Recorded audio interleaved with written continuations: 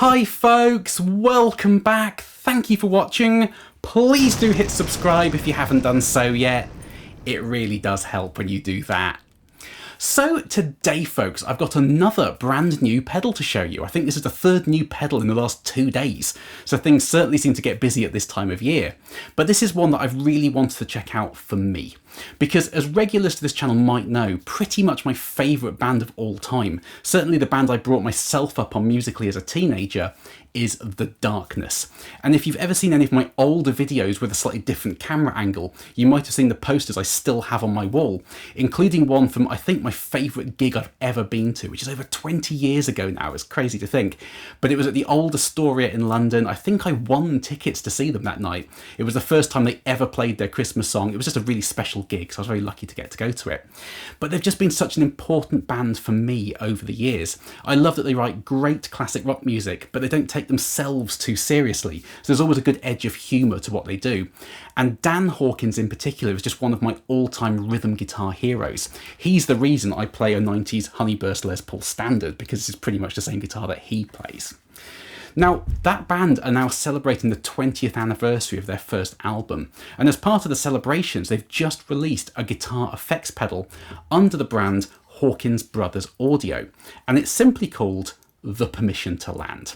And so say this pedal will give you a lot of the sounds off that first album out of any guitar amplifier. Now, how it works is a little bit different to most overdrive and distortion pedals. I think this is what's happening. Your guitar goes in, and on the input it's split into 2 completely separate signal paths.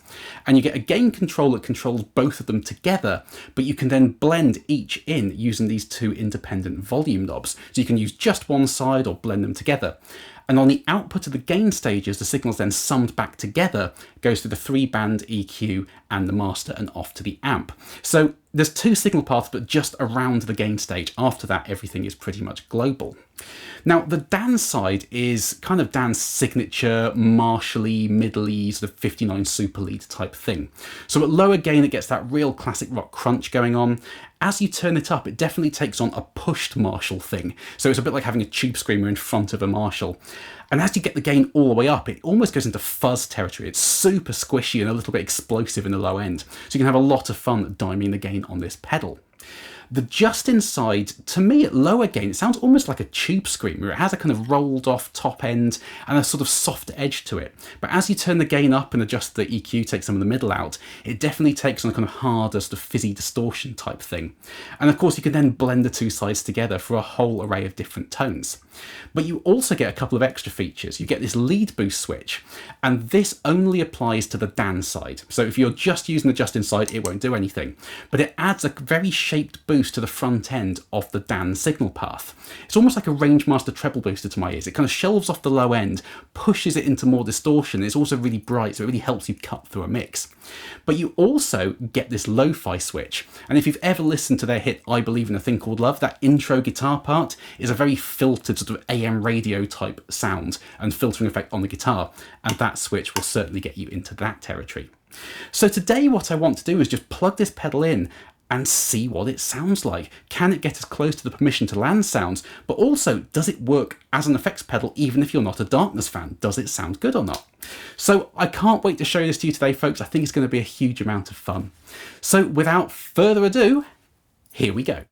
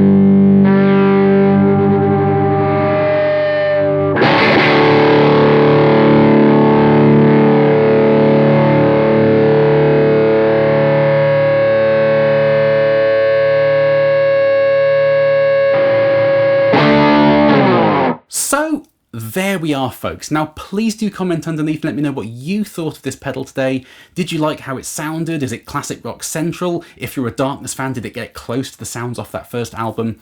I love chatting nerdy guitar stuff with you folks down in the comments section. Now, it's a very interesting pedal, this, and being able to blend the two independent gain stages together for different sort of sag characteristics and different clipping styles and different EQs and all of that sort of stuff, it gives it a huge amount of flexibility. And that lead boost is really, really gnarly. It kind of really makes things bark and just sizzle and slice through anything you could possibly put this in front of. So it can definitely cop a lot of classic rock sounds. It probably won't surprise you to learn that the dance side is my favourite, especially at low gain for that kind of bitey sort of edge of breakup to low gain type thing. It's really, really special for that. But the just inside's great too. It adds a lot of kind of sort of sizzle to everything as you turn it up and blend it in. So there's a huge amount of functionality in this pedal, and it is just an amazing overdrive and distortion pedal in its own right. So even if you're not a Darkness fan, this is definitely a pedal to check out.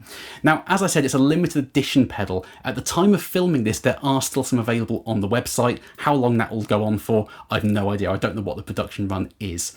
But it's definitely worth a look if you like your kind of Marshall in a box type pedals and just want a lot of functionality for a lot of different sounds. But as always, folks, those are just my thoughts, so please do let me know yours underneath. I love hearing from you guys on all this sort of stuff. So thank you ever so much for watching, folks. I hope this video was interesting and useful for you. Please do carry on subscribing. I know I always say it, but it makes a big difference when you hit subscribe. And I will see you very, very soon. Bye-bye.